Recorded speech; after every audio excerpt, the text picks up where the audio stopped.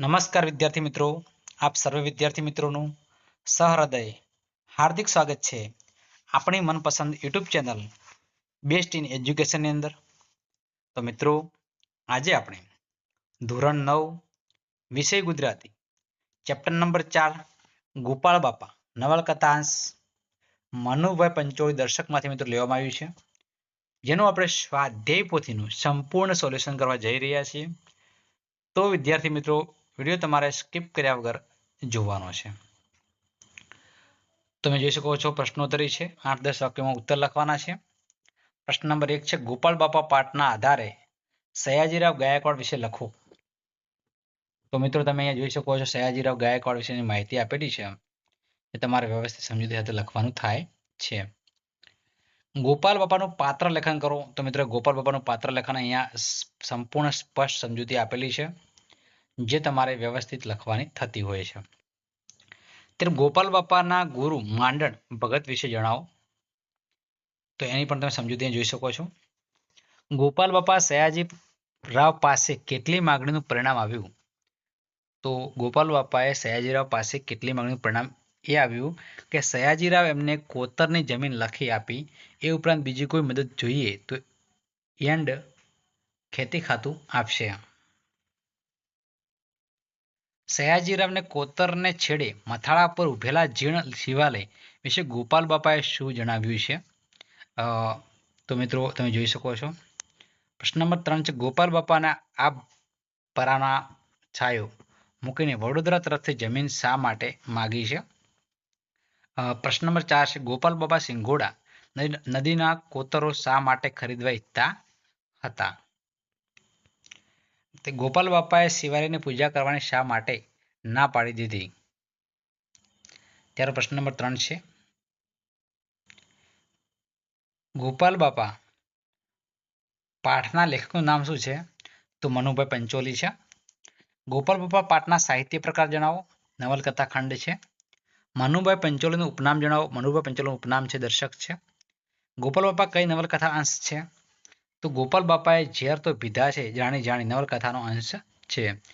આ તમારી પડખેના દીપડા જરંજાડે તોય ઘણું છે. આ વાક્ય કોણ બોલે છે. આ વાક્ય ગોપાલ બાપા બોલે છે. મહારાજા સયાજીરાવ કઈ શક્તિ હતી. તો મહારાજા સયાજીરાવ કઈ માણસ પારખવાની શક્તિ હતી. તુલસીશ્યામ જવા આવવાના માર્ગે શિવાલય કોણે બંધાવ્યું હતું. તો તુલસીશ્યામ જવા આવવાના પેશવા સરકારે માર્ગ શિવાલય બંધાવ્યું હતું. પ્રશ્ન નંબર 8 છે, ગોપાલ બાપા શાનો વેપાર કરવા ઈચ્છતા હતા. તો ગોપાલ બાપા શાનો એટલે કે હરિ નામનો વેપાર કરવા ઈચ્છતા હતા.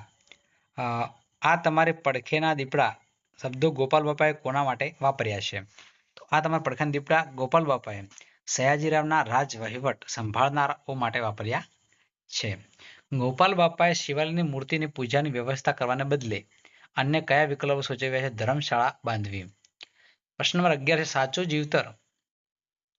જીવતા ગોપાલ બાપા કેવા લાગે છે. સાચું જીવતા ગોપાલ બાપા આપણી સંત પરંપરાના વારસદાર જેવા લાગે છે. લેખકે મહારાજા શ્રીમંત સયાજીરાવને કેવા કયા છે. તો લેખકે મહારાજા સયાજીરાવ સોપન પેશી કયા છે. ગોપાલ બાપાના ગુરુનું નામ શું હતું. તો ગોપાલ બાપાના ગુરુનું નામ હતું માંડણ ભગત હતું. મનુભાઈ પંચોલીનું ઉપનામ દર્શક છે. ગોપાલ બાપા ગુરુનું નામ માંડણ ભગત છે. ગોપાલ બાપા ખાલી જગ્યાનો વેપાર કરવા ઈચ્છતા હતા. તો હરિનામના વેપાર કરવા ઈચ્છતા હતા. ગોપાલ બાબા ખાલી જગ્યાના નદીના કિનાર કોતરની જમીન ખરીદવા ઈચ્છતા હતા. તો સિંગોડા. ત્યાં માંડણ ભગત તેની અંદર જથ્થાબંધ મૂકીને આવા પરચુરણમાં સિદ્ધ પડ્યા છો. ગોપાલ બાપા મૂડી નાખતા પહેલા 100 ગણે ગળીએ. શ્રીમંત સયાજીરાવ મતલબ કે છે, પણ તમે કંઈક ચમત્કાર જોયો હશે. વ્યાકરણ છે. દૂરબીન તમે જોઈ શકો છો. કારકિર્દી છે. ગલુડિયું છે. રિદ્ધિ સિદ્ધિ તો રિદ્ધિ સિદ્ધિ છે. ગુલાબી ગ વત્તા ઉ વત્તા લ વત્તા આ વત્તા બ વત્તા ઈ. અંગરક્ષક ગ વત્તા આ વત્તા ર વત્તા અ વત્તા ક વત્તા સ વત્તા અ વત્તા ક વત્તા અ. બંદોબસ્ત બ વત્તા આ વત્તા દ વત્તા ઓ બ વત્તા આ વત્તા સ વત્તા ત વત્તા અ. રિદ્ધિ સિદ્ધિ ર વત્તા ઈ વત્તા દ વત્તા ધ વત્તા ઈ વત્તા સ વત્તા ઈ વત્તા દ વત્તા ધ વત્તા ઈ. નીચેનામાંથી વ્યક્તિવાચક સંજ્ઞા શોધીને લખો. ધોરાજી. નીચેનામાંથી દ્રવ્યવાચક સંજ્ઞા શોધીને લખો. લોટ. નીચેનામાંથી ભાવવાચક સંજ્ઞા શોધીને લખો. તો વિસ્મય. નીચેનામાંથી ક્રિયાવાચક સંજ્ઞા શોધીને લખો. દર્શન છે. નીચેના વાક્યોમાંથી વિશેષણ શોધીને તેના પ્રકાર લખો. તો ગુલાબી ગુણવાચક છે.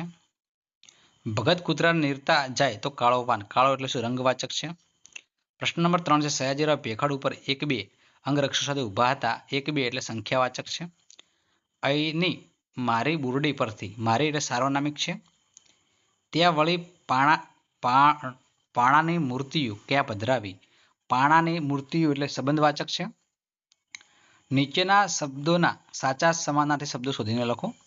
શિકાર એટલે પારગી. ખેડૂત છે. ખેડૂત એટલે ખેડૂત છે. ભેટ એટલે બક્ષિસ છે. દાદ એટલે મિત્રો ઇન્સાફ છે. કૌતુક એટલે કુતૂહલ છે. બંદોબસ્ત એટલે વ્યવસ્થા છે. આશરો એટલે આશ્ચર્ય છે. ભાઈબંધ છે એટલે સખા છે. વિસ્મય એટલે અચરજ છે. મૂડી એટલે પૂંજી છે. નીચેનામાંથી કયો પ્રત્યય પૂર્વ પ્રત્યય તરીકે લાગે છે? તો મિત્રો પૂર્વ પ્રત્યય તરીકે લાગે છે. નીચેનામાંથી કયો પ્રત્યય પરપ્રત્યય તરીકે લાગે છે? તો આણ આવશે. મેં એ જાતે ઉછેરી છે. મેં એટલે પુરુષવાચક છે. પણ ક્યાંય મૂર્તિની નામે આશરો સૌને મળે તેમ કરજો. ત્યાં એટલે સ્થળવાચક છે. અમે અને તમે સૌ મૂર્તિઓ જ છીએ. અમે તમે ને સૌ એટલે સમૂહવાચક છે. વાવડ ઉતરી આવવા સમાચાર મળવા છે. આવો એટલે સમાચાર મળવા. ભ્રમર ખેંચાવે એટલે ગુસ્સાથી જોવું. ભ્રમર ખેંચાવે એટલે ગુસ્સાથી જોવું. સો ગણે ગાળવું ખૂબ વિચારીને નિર્ણય લેવો. સો ગણે ગાળવું ખૂબ વિચારીને નિર્ણય લેવો. આત્માને ગુલાબી કોળવી. આત્માનું તેજ ઝળાળવું. મનમાં માર્ગ કરી દેવો. દિશા મળી જવી. આંખ સામે આંખ ન મંડાવી. જોવાની હિંમત ન હોવી. સમૂહ શબ્દ સમૂહ માટે એક શબ્દ છે. જમીન ઉપર કે પર્વતમાં કુદરતી રીતે પાણીને કોતરાઈ બનેલા ગુફા જેવા ભાગને મિત્રો કોતર કહેવાય છે. દૂર દૂરનું જોવાનું યંત્ર છે. દૂરબીન છે. બે અભિપ્રાયોમાં રહેલો તફાવત છે. મતભેદ છે. કશું પણ ભાડું લીધા વગર યાત્રીને મુસાફરી રહેવા ઉતરવાનું સ્થાન એટલે કે ધર્મશાળા છે.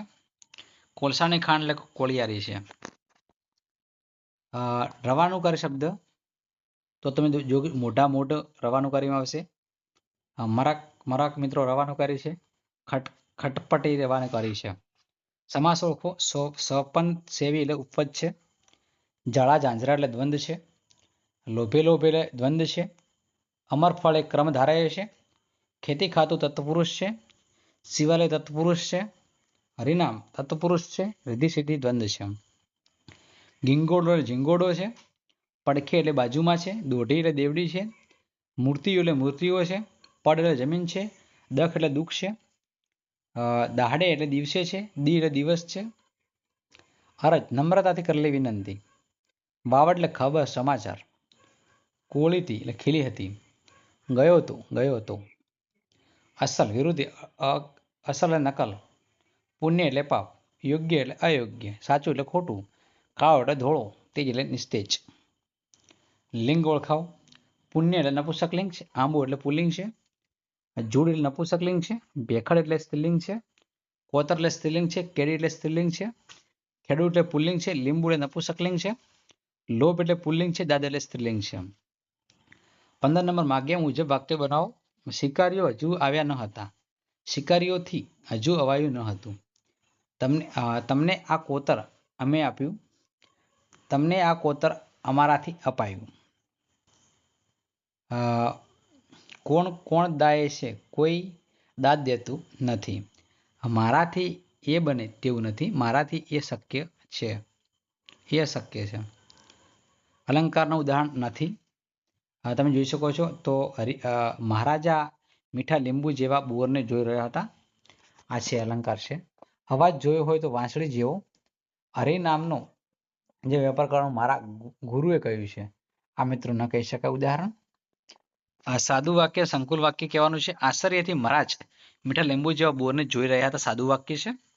બોર પણ આ ગામડાના છોકરાને નથી મળતા, પણ સાચું કારણ તો એ છે કે આ બધા કોતરોનું તળ સાચું છે. સંકુલ વાક્ય છે.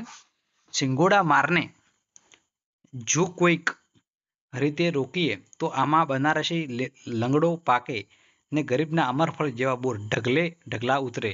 સંકુલને સંયુક્ત કહી શકાય. બીજી વાર ગયો ત્યારે તો દેહ પડી ગયો હતો. સંકુલ વાક્ય છે. ત્યારબાદ મિત્રો 19 નંબર પ્રશ્ન છે. અવસ્થા કહેવાની છે, કાળની અવસ્થા છે. હમણાં જ લખી આપું છું. ભવિષ્યકાળ છે. મહારાજને આમાં રસ પડ્યો. વર્તમાન કાળ છે. તમારા વેપારનું શું થશે? ભૂતકાળ છે. ધર્મશાળા બંધાવીશ. ભૂતકાળ છે.